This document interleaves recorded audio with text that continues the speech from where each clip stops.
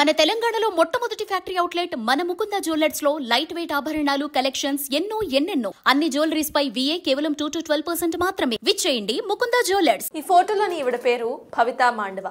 ఈమె ప్రముఖ మోడల్ గా న్యూయార్క్ సిటీలో తనకంటూ ప్రత్యేకమైన ఒక ముద్రను వేసుకున్నారు. తాజాగా న్యూయార్క్ లో జరిగిన ఛానల్ షోలో అదరగొట్టారు కూడా. అసలు ఈ భవితా మాండవ ఎవరు? ఛానల్ షో అంటే ఏంటి? ఈ షోలో రాణించడం అంత కష్టమా?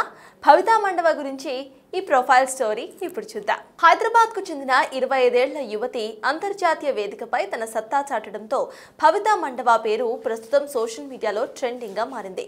ఈమె ఇండియన్ మోడల్, ప్రొడక్ట్ డిజైనర్ కూడా. ఇక ఆర్కిటెక్చర్లో భవితా మాండవకు అనుభవం ఉంది. ప్రస్తుతం మారుతున్న టెక్నాలజీలో భాగంగా ఆమె అభిరుచి ఫ్యాషన్ రంగం వైపు మళ్లింది. ఈ ఇండస్ట్రీలో చురుగ్గా రాణిస్తున్నారు ఆవిడ.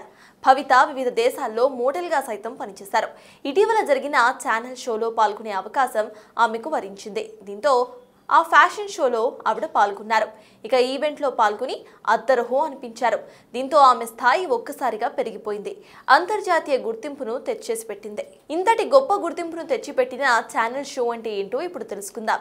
ఇంటర్నేషనల్ లెవెల్లో హై ప్రొఫైల్ ఫ్యాషన్ ఈవెంట్గా దీనికి పేరుంది. ఈ షోలో వివిధ దేశాలకు చెందిన సెలబ్రిటీస్ పాల్గొంటూ ఉంటారు.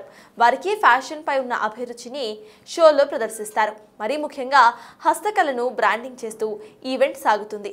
ఈసారి న్యూయార్క్ వేదికగా జరిగిన ఫ్యాషన్ షోను డౌన్ టౌన్ మాన్హాటన్లోని పురాతన బౌరీ రైల్వే స్టేషన్లో నిర్వహించారు. అయితే భవిత ఛానల్ కోసం రన్వేపై నడవలేదు. తనంతట తాను నడుచుకుంటూ వెళ్ళింది. రోజువారీగా ఎలా వెళ్తుందో అలాగే ప్లాట్ఫామ్ పై నడిచింది. ఆ నడక ఆమె జీవితాన్ని కీలక మలుపు తిప్పింది. ఆమెలోని గ్రేస్, స్టైల్ అంతర్జాతీయ గుర్తింపు వచ్చేలా చేసింది. దీంతో భవితా మాండవ మెటియర్స్ ది ఆర్ట్ 2026 కు ఎంపికైంది. భవితా మాండవ తన అనుభూతిని సోషల్ మీడియా వేదికగా పంచుకున్నారు. ఇది తనకు ఎంత ముఖ్యమైందో మాటల్లో చెప్పలేనని అన్నారు. తనకు ఎంపిక చేసిన ప్రతి ఒక్కరిని కూడా ధన్యవాదాలు తెలిపారు. న్యూయార్క్ లో జరిగిన ఈ ఈవెంట్ ను చూసిన మాండవ పేరెంట్స్ భావోద్వేగానికి గురయ్యారు.